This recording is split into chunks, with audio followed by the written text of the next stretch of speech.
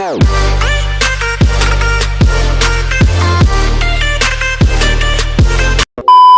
ini ada yang istimewa karena bintang tamu kita ini tidak kita undang, tetapi kita mendatangi bintang tamu. Nah, kali ini saya berkesempatan berada di kota Batam, Kepulauan Riau. Nah, ini tamu yang cukup istimewa, seorang perempuan, seorang Sri Kandi yang berasal dari Jawa Timur, tetapi cukup luar biasa kiprahnya di kota Batam ini, baik itu di bidang organisasi maupun bisnisnya. Dan kali ini saya mendatangi tamu yang istimewa, yaitu Ibu Hajah Rina Safitri SHMH. Beliau adalah seorang sosok perempuan yang energik dan sangat kreatif dan tidak pernah berhenti dalam beraktivitas. Nah, kita ingin ngobrol-ngobrol bagaimana kiprahnya beliau di sini. Terima kasih Ibu Rina Safitri SHMH sudah kami diperkenankan untuk bisa silaturahmi hari ini. Boleh sedikit diceritakan Bu Rina, bagaimana Bu Rina mengawali karir kehidupan di kota Batam ini? Mulai dari awal ya, saya datang dari Batam kurang lebih di tahun 97 ya, 97-98. Saya awal mula di Batam itu datang sama kakak saya ya, jadi di sini kebetulan memang juga sudah ada saudara di Batam. Jadi datang ke Batam itu tujuannya itu cuma mau jalan-jalan, entah bagaimana akhirnya kita jadi menetap gitu, jadi intus dengan Batam. Jadi karena Batam itu sesuatu hal yang menarik ya, slogannya dulu kalau nggak salah itu Batam bila ada tabah Anda akan menang. Ya alhamdulillah selama di Batam saya tabah, akhirnya saya menang. Seperti itu. From zero to hero, inilah sosok perempuan yang tadinya mau main-main tetapi malah kecantol di Batam dan kemudian bisa menjadi wanita yang luar biasa, bermanfaat bagi banyak orang di sini. Nah, Mbak Rina, boleh dijelaskan sedikit latar belakang Mbak Rina ini seorang punya ke Batam itu punya pendidikan tinggi nggak waktu itu, terus kemudian Mbak Rina ini nggawa duit pirang gepok lah, kemudian kok bisa kemudian merintis bisnis yang begitu banyak di Batam ini? Dari segi uang memang saya juga tidak membawa apa-apa dari kampung halaman saya, yaitu dari Ponorogo. Dan dari segi pendidikan saya juga tidak berpendidikan tinggi. Ya alhamdulillah dari segi uang dan juga dari pendidikan semua saya raih dari Batam. Sampai saya tamat S2 semua dari Batam. From zero to hero, modal dengkul. Nah, kalau saya ngomong modal dengkul, nah ini modal dengkul tapi kemudian bisa menjadi hero di sini karena beliau sekarang ini sedang berupaya untuk menjadi seorang dokter, sedang proses untuk mencari dokter karena sekarang sudah S2. Modal ke Batam hanya SMA Mbak ya? Sama sekali saya nggak punya modal pendidikan. Jadi pendidikan mulai dari saya di Batam itu kurang lebih dengan pendidikan saya juga rendah, dari segi keuangan saya juga nggak ada.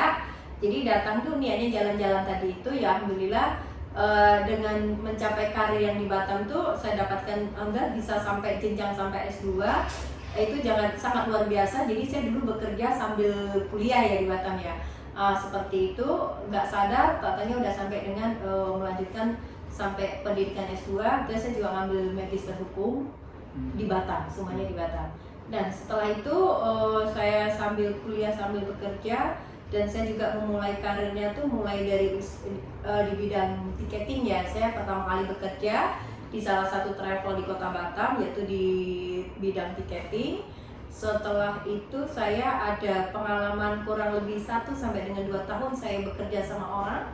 Akhirnya alhamdulillah saya punya jaringan dan cukup luas di Batam. Nah disitulah saya mulai membuka usaha sendiri di bidang tour and travel. Awal mulanya dari situ. Nah setelah dari situ kurang lebih di tahun 2000 ya, 2000-an itu saya sudah punya travel sendiri. Tahun 2002 akhirnya saya merambah ke usaha-usaha lainnya karena disitulah saya membangun jaringan kepada teman-teman, kepada saudara-saudara. Karena adanya jaringan dan juga adanya silaturahmi tadi baru bisa menciptakan beberapa usaha yang saya miliki untuk saat ini. Seperti itu sih. From zero to hero, ngobrol apa adanya. Nah, ini kita ngobrol apa adanya dengan Mbak Rina ya. Saya panggil Mbak aja lah, Mbak Rina ini. Mbak Rina ini kisahnya cukup luar biasa, heroik lah, saya katakan heroik. Dan saya sebut sekarang ini adalah seorang masterpiece. Masterpiece di bidang apa? Di bidang usahanya di bidangnya apa nih Mbak? Saya bergerak di bidang kontraktor gelas aluminium, yaitu di PT Barelang Glasindo. Kebetulan saya juga ownernya di situ. Saya juga merambah ke bidang perhotelan. Kita bekerjasama dengan Hotel Red Doors, dan saya juga bergerak di bidang dunia pendidikan dan juga di bidang kuliner, yaitu ada restoran, dan juga bergerak di bidang seperti kecil-kecilan lah, mulai dari laundry, mulai dari cucian mobil, persewaan, homestay, semua itu merangkap dari kecil yang jelas sekarang udah jadi seperti ini gitu. Baik pemirsa, From Zero to Hero, kita ingin mengupas lebih dalam lagi bagaimana kehidupan Mbak Rina ini memulai bisnisnya. Tadi kan sudah diceritakan. Nah, kita ingin menguak sisi lain dari Mbak Rina ini di bidang organisasi. Boleh diceritakan Mbak Rina, aktivitas yang begitu banyak menjadi seorang pengusaha perempuan ya, pengusaha perempuan yang saya katakan ini seorang masternya kan, di Batam, seorang perantau tetapi bisa menguasai ini. Tetapi saya lihat jenengan cukup banyak aktivitas di dunia organisasi. Organisasi apa saja Mbak Rina yang sudah geluti saat ini? Iya, kalau di organisasi ya alhamdulillah saat ini saya ada di beberapa organisasi. Kenapa? Di organisasi itu kita bisa membangun silaturahmi ya kepada teman-teman ya.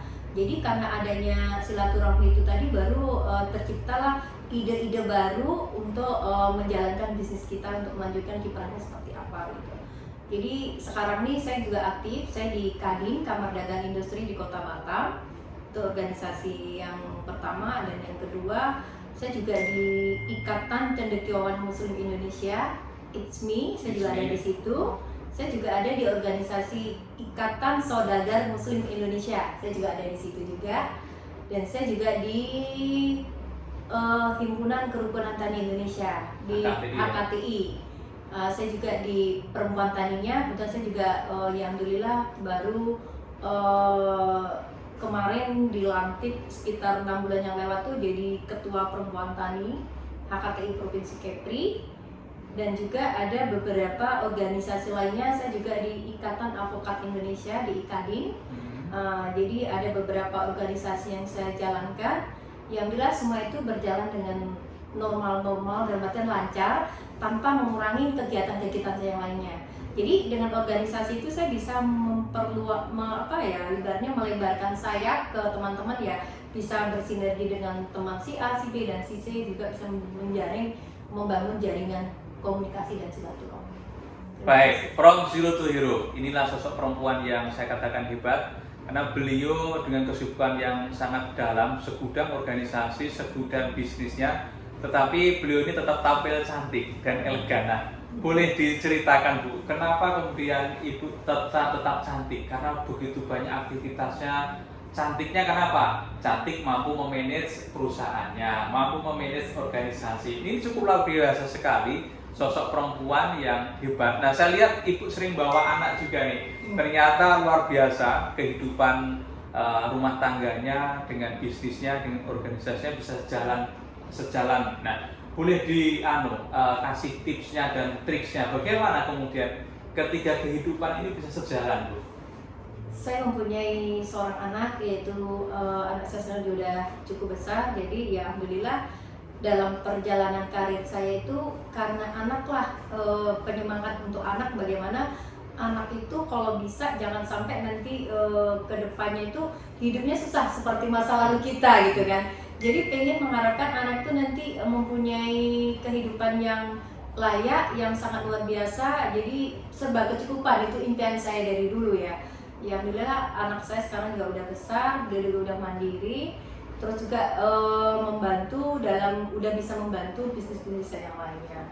Dan untuk cantik, karena perempuan tuh harus selalu tampil cantik gitu loh. Jadi kenapa kita harus cantik? Ya kuncinya satu, kita awet muda, itu yaitu murah senyum. Jadi kita nggak boleh emosian kepada siapapun, selalu ikhlas dan sabar menghadapi semua masalah-masalah.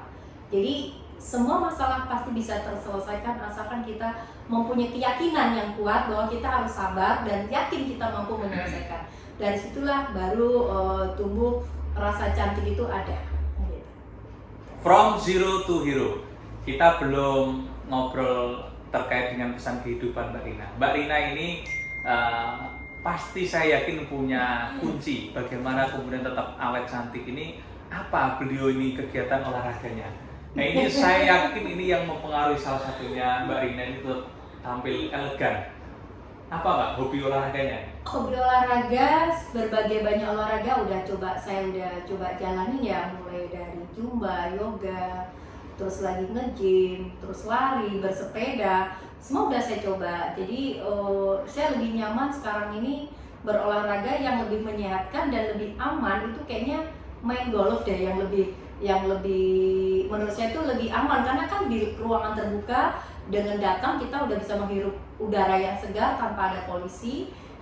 Polusi Mbak? Polusi ya, bukan polisi, polusi ya, nggak ada polusi ya. Jadi dengan udara yang segar itu dan kita tiap hari itu mulai turun, contohnya turun jam 7, kita sampai dengan jam 11 malam tuh 11 siang itu berjemur di terik matahari.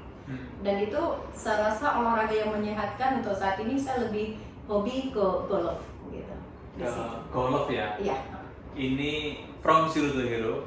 Jadi kalau mau olahraga golf harus belajar sama Mbak Rina. Mbak Rina, kalau boleh kasih tip, kan kita ini melihat golf ini olahraga yang mahal ya. Gimana caranya Mbak biar bisa masuk komunitas gitu ya? Tergantung kita. Sebenarnya nggak mahal juga sih. Cuma orang memikirkan olahraga golf itu adalah olahraga yang sangat mahal. Padahal enggak. Kita pikir-pikir sekali kita nongki, ya kan? Kita nongki hanya untuk ibaratnya menghabiskan waktu, itu menghabiskan uang sampai ratusan ribu, bahkan sampai jutaan, kita nggak sadar. Tetapi dengan kita di lapangan golf, daripada kita nongki dengan uang yang besar habis, bagus kita mainkan di lapangan golf, dapat sehatnya, dapat olahraganya, dapat relasi, dapat jaringan bisnis, dapat teman-teman yang banyak gitu di situ. Jadi saya rasa daripada kita mengambilkan uang yang nggak perlu atau mungkin yang nggak jelas, lebih bagus kita ya main di olahraga di golf tuh lebih produktif gitu. Saya pikir seperti itu. From zero to hero kali ini bersama dengan Mbak Rina Savitri SHMH. Mbak Rina Savitri SHMH. Sebelum pada pesan kehidupan di sesi akhir nanti, Mbak Rina, kenapa kemudian perlu jenengan? Kenapa orang itu harus katakanlah butuh kaca harus ke Mbak Rina? Orang mau ketika ke Batam harus nginep di Barelang, guest house. Kenapa orang harus ke sana? Kenapa Mbak? Karena saya memikirkan setiap tamu-tamu yang datang dari luar kota itu kan selalu tanya nih, kenapa kok contohnya nih mau pengen tiketing ya, tiketing kita juga disiapin. Jadi saya menciptakan semua relasi-relasi saya itu, semua apa yang dibutuhkan mereka tuh ada di tempat kita. Contohnya nih mereka mau nginap, kita udah siapin penginapan. Mereka mau ibaratnya mau butuh kendaraan, kita udah siapin. Terus mereka mau tamu itu mau kuliner, mau makan, kita udah siapin restoran. Jadi mau laundry semua, cuci mobil semua itu saya siapkan supaya satu, mempermudah tamu itu nggak usah kemana-mana lagi. Jadi setiap tamu dari luar kota nggak usah jauh-jauh harus mencari kuliner susah, mencari cucian mobil susah, mau laundry susah, nginep susah, makan susah. Jadi di tempat kita semua udah kita siapkan. Apalagi di tempat kita ini kan sangat strategis ya, lokasi saya itu dekat dengan beberapa tempat wisata, juga tempat perindustrian, dan juga dekat dengan RSUD, dan juga dekat juga dengan kampus. Jadi mereka yang dari luar kota kalau untuk tujuannya datang ke Batam sih sangat mudah dijangkau dari lokasi kita ini. Jadi kalau nginepnya di Barelang Pak? Barelang Guest House. Yes, Barelang itu Guest House. kerjasama dengan Red Doors kita. Nanti kawan-kawan bisa cek di deskripsi Barelang atau Red Doors RSUD Mbak Fatimah, itu ada di Batam.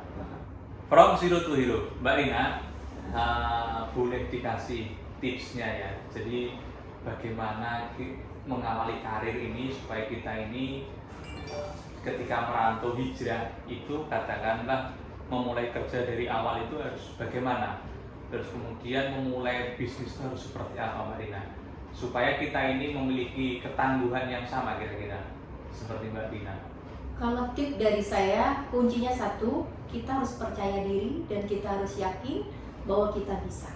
Dan kita memang harus mimpi yang besar. Karena segala sesuatu terwujud kalau kita mempunyai impian yang besar. Jadi setelah kita mempunyai mimpi yang besar, bagaimana cara mewujudkan itu ibaratnya pribadi kita yang akan mewujudkan. Jadi yang mewujudkan bukan orang lain, yang mewujudkan diri kita. Contohnya semua mimpi itu akan terjawab, akan terrealisasi kalau kita mau benar-benar sungguh-sungguh dari keyakinan kita ingin membuktikan. Contohnya nih, satu, kita sabar, jujur adalah kunci utama dalam sebuah kesuksesan, dan itu yang alhamdulillah udah saya terapkan sampai dengan hari ini. Kejujuran, kesabaran, dan juga jangan lupa doa, itu udah pasti. Terus kita harus mempunyai impian. Impiannya gimana? Contohnya nih, saya pengen mendaki gunung yang paling tinggi, dan di situ banyak sekali hambatan, rintangan di jalan itu. Banyak, sebagian besar orang memikirkan nggak mungkin aku bisa mencapai ke puncak gunung itu. Sedangkan di situ banyak hambatan di jalan itu, mungkin nanti takut jatuh ke semak belukar, takut jatuh ke jurang, takut nanti nggak nyampe ke bawah lagi, takut terjadi sesuatu. Nah, itu nggak boleh sebenarnya itu kita mikirkan yang hal negatif. Satu, kita harus berpikir positif, bahwa kita harus yakin bahwa segala sesuatu kalau dengan keyakinan dan tekad kita yang kuat, insya Allah kita akan mencapai ke puncak gunung itu dengan perjuangan kita sendiri. Jadi dengan jerih payah kita jangan memikirkan sakitnya, kita memikirkan indahnya bagaimana mendaki gunung itu. Jadi dengan pemikiran kita yang serba positif, dan insya Allah semua mimpi kita akan terwujud. From zero to hero, Mbak Rina, di sesi akhir ini boleh dikasihkan pesan kehidupan yang mendalam bagi semua perantau lah ya. Tadi sudah dicuplek tentang kejujuran dan sebagainya. Boleh dikasih pesan mendalamnya apa yang mendasari Mbak Rina bisa tumbuh besar seperti ini menjadi Sri Kandi bisnis di Batam? Pesan terbesar yaitu bahwa seorang perempuan itu bisa. Jadi kalau dulu kan kita selalu kalau di Jawa atau di kampung itu kan selalu berpikir perempuan itu hanya sebagai ibu rumah tangga. Jadi saya merubah pola hidup saya, bahwa seorang perempuan itu bukan hanya sebagai seorang ibu rumah tangga, tapi seorang perempuan juga bisa sukses, bahkan lebih sukses daripada laki-laki, kan gitu. Jadi ibaratnya kalau menurut kita tuh itu adalah sama, baik laki-laki dan perempuan. Kalau kita mau menjadi sukses, kita harus merubah cara berpikir kita. Jadi seperti saya lakukan dulu, saya juga sangat luar biasa. Saya juga dari nggak ngerti pengalaman apa-apa, boro-boro mau berusaha gitu kan, dengan pengalaman nggak ada, dengan apa yang modal nggak ada, tapi bagaimana dengan tekad yang kuat, dan saya yakin saya bisa memperjuangkan keluarga saya, termasuk bisa membahagiakan orang tua saya. Bagaimana orang tua saya itu bisa seperti orang tua yang lain-lainnya, dengan hidup yang mapan, hidup yang layak dan bangga gitu loh, bahwa mempunyai seorang anak perempuan itu selama ini kan kita hanya disuruh masak dan lain-lain, itu enggak. Jadi saya buktikan ke keluarga saya bahwa perempuan itu bisa dan mampu. Ya alhamdulillah keluarga saya itu, saya dari 5 bersaudara ya, alhamdulillah dari 5 bersaudara saya anak nomor 4. Jadi semua sudah mempunyai usaha masing-masing. Itu kita latih, kita bina. Kita nggak, memang selama ini saya tidak pernah menyiapkan mereka tuh berupa uang, itu materi, tidak. Tapi saya menyiapkan ke keluarga saya itu bagaimana saya menyiapkan pancing untuk memancing ikan. Saya akan ajarin bagaimana cara memancing ikan itu yang benar. Kuncinya yaitu jujur tadi, jujur, dan kita harus berjuang keras ya, kita harus yakin kan itu, dan selalu berpikir positif. Ya alhamdulillah di dalam 5 keluarga saya saat ini sudah rukun, dalam artian itu kami tuh nggak pernah ribut, nggak pernah berantem ya, nggak pernah ribut atau mungkin setiap bulan harus transfer begini-begini untuk bantuan, nggak ada. Karena saya udah masing-masing saya kasih pancing, mereka sudah bisa memancing untuk menghidupi keluarganya masing-masing. Dan itu suatu kebahagiaan buat saya, dan saya juga sangat bahagia sekali, termasuk untuk orang tua saya. Yang alhamdulillah saya dilahirkan bukan dari orang yang kaya raya, tidak. Saya dilahirkan dari desa, yaitu dari Ponorogo. Itu kan daerahnya juga bukan kota besar ya, dia itu daerah kabupaten. Dari situlah saya ingin buktikan ke keluarga saya bahwa anak perempuannya saya adalah 2 perempuan ya. Jadi itu bahwa mampu dan bisa mandiri, hidup nggak harus di Ponorogo. Jadi benar kata orang tua saya, kalau kita mau sukses, kalau bisa kita tuh ya jangan jangan di mana kita lahir. Kalau bisa kita tuh harus hijrah gitu. Hijrah ya. Iya, harus hijrah. Jadi karena kalau kita hijrah itu kan kita ibaratnya bertukar adat berbeda, situasi yang berbeda. Jadi disitulah kita baru bisa meyakinkan diri kita bahwa kita itu bisa. Inti utama yaitu jujur, kerja keras, dan yakin.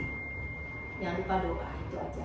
Dan itu peran orang tua sangat dibutuhkan buat kita. Kalau bisa sih bahagiakan orang tua kita selagi kita mau. Karena doa dari orang tua lah kita bisa apa yang kita cita-citakan tuh bisa tercapai. Ya, seperti itu. From zero to hero.